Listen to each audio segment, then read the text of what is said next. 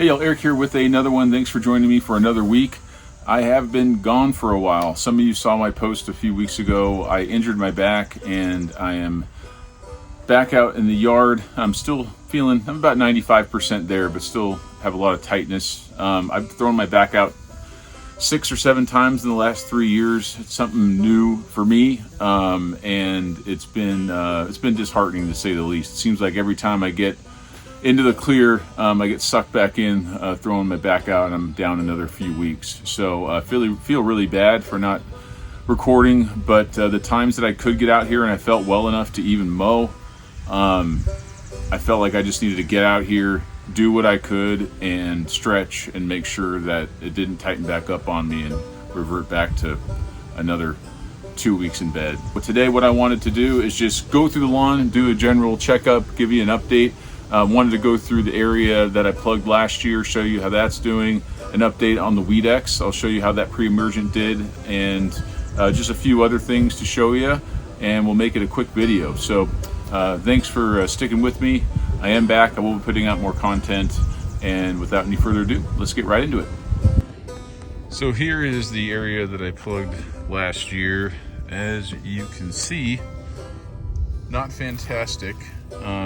I had another challenge with this area coming back as quickly as the other areas in my lawn, and I am convinced that this pole here, this light post, that light is super bright. When I say bright, I mean bright white, and I believe that it is affecting this area because you can see also affecting that area as well. It seems like wherever that light is shining most intensely, it attracts bugs all throughout the spring and summer, and I just don't think this grass really gets a rest.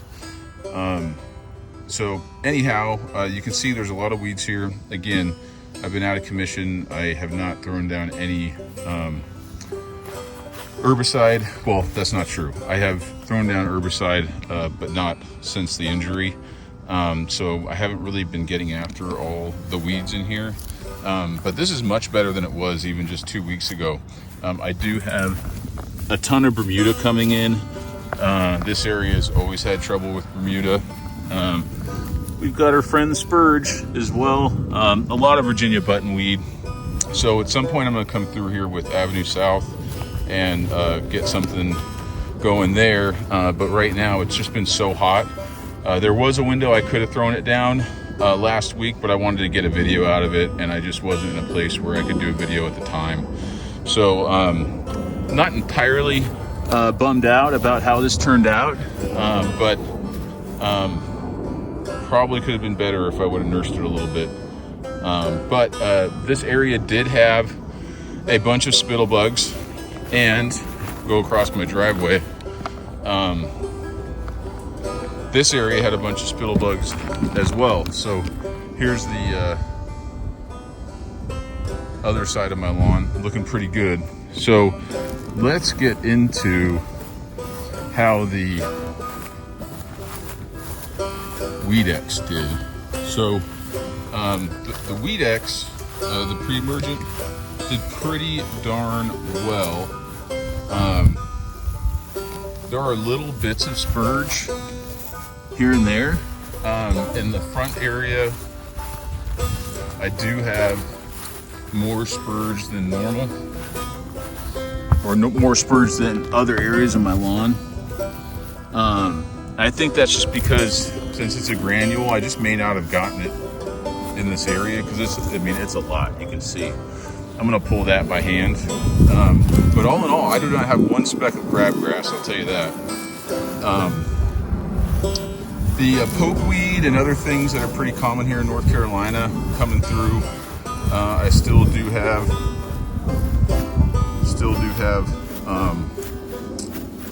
the wild violets. Those things are starting to die out though as the St. Aug gets stronger. I do have some bare spots, more bare spots than usual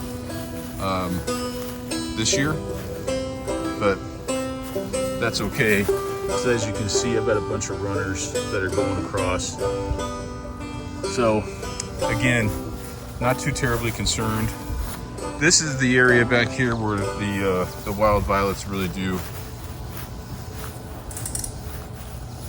get strong and get wild. As you can see, this is part of my neighbor's property. The wild violets just seem to like it back here. It does get a little more shade here, but also you can see the St. Aug is really thick as well too. It's nice. So the Avenue South is going to take care of that. So I'll be making a video about that here as soon as we get a break where I can throw it down when it's less than 85 degrees at around, I don't know, 6 o'clock at night. So let's go to the backyard. I'll show you how that's going. So here is the backyard. It's looking pretty good. Everything looks good from afar, but as you, like most lawns, as you dig in, there's always areas for improvement. So back to the Weed X. So the Weed X did really well back here.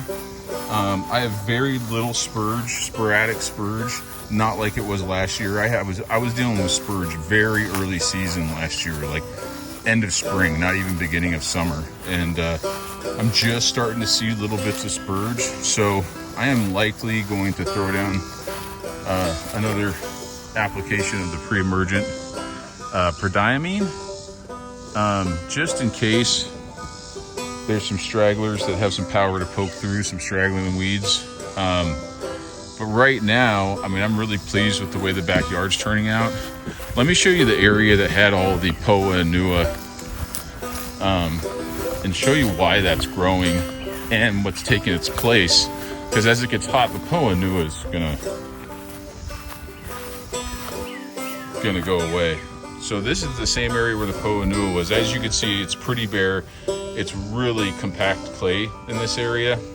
I've got some Virginia buttonweed here, a lot of spurge. It's just an area, I've told you before, it doesn't matter.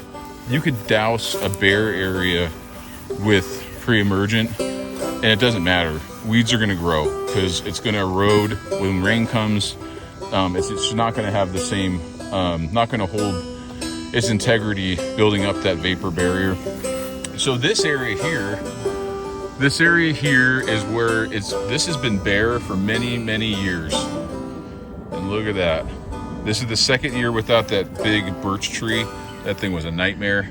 I think after this season, as long as we don't trample all over this area, I think we might get this area filled, which when you look at it from afar, you know, this area has been pretty sparse, and main reason was because it was getting just too much shade from that big tree. So shade management is a big deal. If there's trees that you can get rid of, an area that's not doing too well, that could be your problem. This Palmetto St. Augustine does like a little bit of shade, but no grass likes too much shade. So I want to take you to an area where I'm having some shade management issues. I'll take you there right now. Okay, so this is the more near the front of the house, front portion. So you can see that up there is where I did the plug grow. So you can see here, this is where water runs off. And that area is just super dense. Again, clay, it's not as much clay as in the backyard, but very hard to grow stuff there, mainly because I've got this cherry tree right above here, and it really doesn't get a lot of sun because of how these are all connected now. Now this year I did not have a chance to trim back the trees because I was going to do it towards the end of spring, and again the injury happened, so I've got a lot of overgrowth just all over the property, really. But as you can see, as we start to go down, this area gets a ton of sun, and we're seeing a lot better growth here. And then when you look up that area up there, does not get as much sun because it's up butt up to those bushes right underneath this other oak. So I've got this oak and I've got this cherry right next to each other, and they're combining. So I'm gonna have to make a decision. I may just get rid of that cherry tree, honestly, or maybe even both. We'll see. But if I did get rid of just one of these trees, I can guarantee you this area would just flourish because it's not full sun. I find that Palmetto St. Augustine doesn't like full sun as much as people say that it does. It does like a little bit of relief. So I'll keep you informed as I look to make decisions. But as you can see, like, I've got some sawtooth briar coming up right here. Again, there's some maintenance stuff I need to take care of, which I will over the coming weeks, and I'll be recording all of it. So that's it for the update. So quickly regarding the Weedex and my just brief overview, I'm actually pretty impressed with the way it performed, especially since I added it later in the season. If you don't know, the reason why I wasn't able to get pre-emergent down in December, January is because I'd thrown my back out then too. So it's just been a fight. So considering everything that's going on, my lawn does not look perfect. It never really does, but it looks worse this year than it has in any previous year since I installed the St. Augustine. The Weedex did a great job. So Weedex does not stop all weeds. That's why we're seeing like Virginia buttonweed more. The spurge we're seeing less of, which is great because it does protect against spurge. It protects against crabgrass. I think crabgrass is really, the main weed that Weedex really targets, but and clover as well. There's no clover. This is the first year I've had zero clover. So there are some highlights there. So I think Weedex is something that I might incorporate because it is a different chemical than what's used, like prodiamine or dithiopyr. So it's something that I can, mix into my program next year, and I'll share later in the season how I'm going to do that because I have something mapped out. I just haven't really decided how I'm going to do that.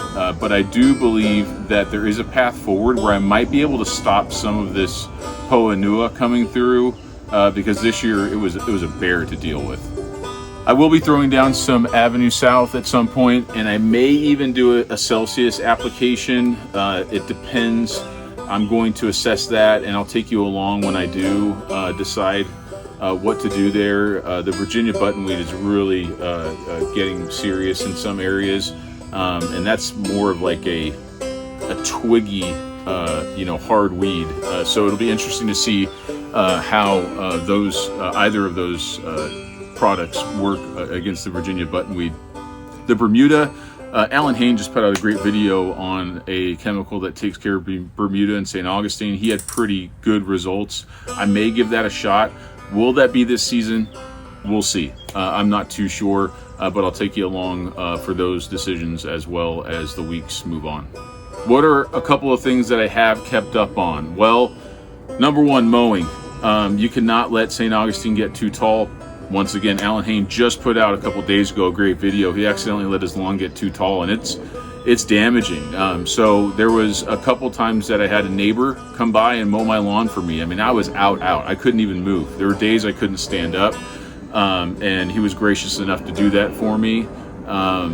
So if this ever happens to you or you have to go out of town, don't be afraid to ask a friend for help because what you don't want is for your grass to get too tall.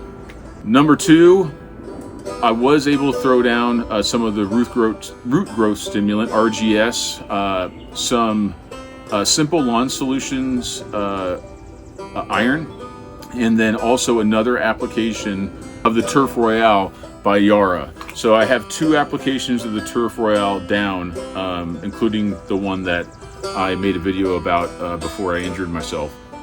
So I have kept up on the micronutrients and the macronutrients as the months have gone on. So my grass is looking healthy for that reason. Timing that stuff out with the rain has been tough, but watering the lawn was not too hard on me. So I have been watering, but I'll tell you what, man, what a difference getting some rain. It's just better water. I know anyone that is a lawn guy will tell you, I mean, there's just nothing like a good rain, and Sunday was a big boost for the lawn. There's just no way to keep up when it's 96 degrees with 85% humidity. It just the grass really gets stressed out. So No real help from the weather, but it looks like we may get some spattering rains over the next couple of weeks.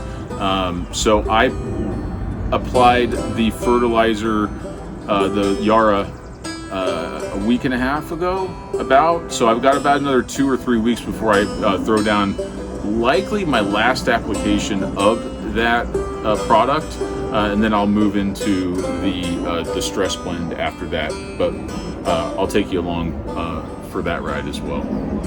So that's going to be it for this video. A little disjointed. I know I didn't want to make the video too long.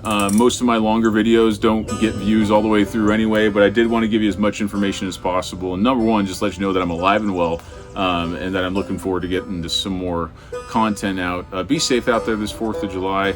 Have some fun in the lawn. Enjoy yourself. Let your kids run around on your lawn. Let your neighbors, barbecue, have a good time. That's what lawns are for. I know some people are too picky about that, but I've got a 4.5-year-old. He's gonna dig into that lawn with his tractors and everything else. And for me, I just don't take myself too seriously.